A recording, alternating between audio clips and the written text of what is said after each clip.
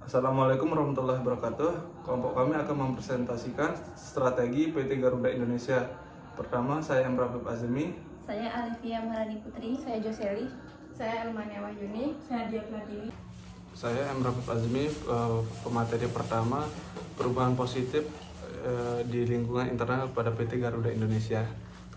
1. Peningkatan teknologi dan infrastruktur. Garuda Indonesia telah berinvestasi dalam modernisasi armada pesawat dan meningkatkan kenyamanan penumpang dan mengimplementasikan sistem IT yang lebih baik. Yang kedua itu kualitas pelayanan. Peningkatan dalam kualitas pelayanan pelanggan, customer service, terutama setelah mendapatkan berbagai penghargaan dalam hal layanan penerbangan internasional. Yang ketiga itu fokus pada keberlanjutan. Garuda Indonesia mulai memperkenalkan kebijakan ramah lingkungan, emisi karbon, penggunaan pesawat dengan efisiensi bahan bakar yang lebih baik. Yang kedua, perubahan negatif lingkungan internal pada PT Garuda. Yang pertama itu masalah keuangan dan utang. Garuda Indonesia menghadapi masalah keuangan yang serius, terutama utang yang menumpuk dan kerugian finansial yang besar yang memperburuk kinerja perusahaan pada PT Garuda Indonesia. Yang kedua, beban biaya operasional yang tinggi. Biaya bahan bakar pesawat dan pemeliharaan armada yang mahal menjadi tantangan besar untuk perusahaan. Selanjutnya, saya Elmania Wahyuni. Perubahan positif di lingkungan eksternal. Pertama, pertumbuhan sektor pariwisata dan ekonomi. Peningkatan jumlah wisatawan domestik dan internasional yang mendukung permintaan terhadap penerbangan. Yang kedua, kerjasama dengan maskapai internasional.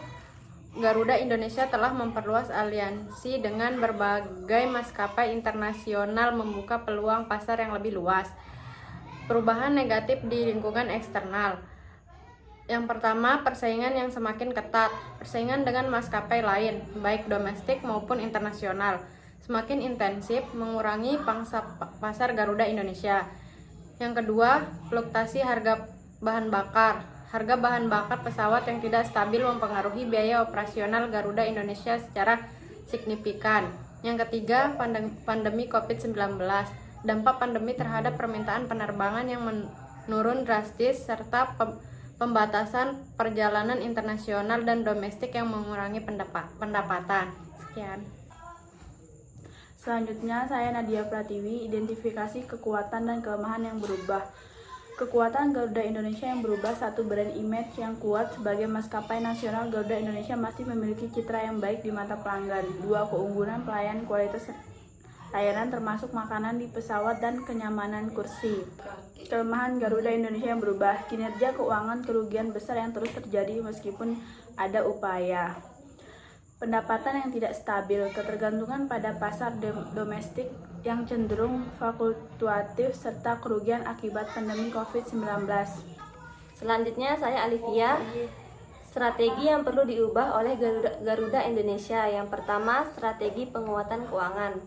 1. Fokus pada restrukturisasi utang dan mencari pendanaan alternatif untuk memperbaiki neraca keuangan. 2. Memperkuat program efisiensi operasional seperti optimasi penggunaan armada dan pengurangan biaya non-esensial. B. Strategi diversifikasi layanan. 1. Meningkatkan layanan berbasis teknologi seperti penerbangan yang lebih fleksibel.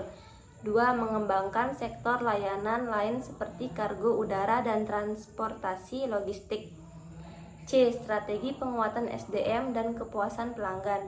1. Memperbaiki manajemen SDM dengan pelatih berkelanjutan, serta perbaikan dalam manajemen konflik dan kesejahteraan karyawan. Yang kedua, meningkatkan program royalti dan retensi pelanggan untuk meningkatkan pangsa pasar dalam segmen kelas ekonomi dan premium.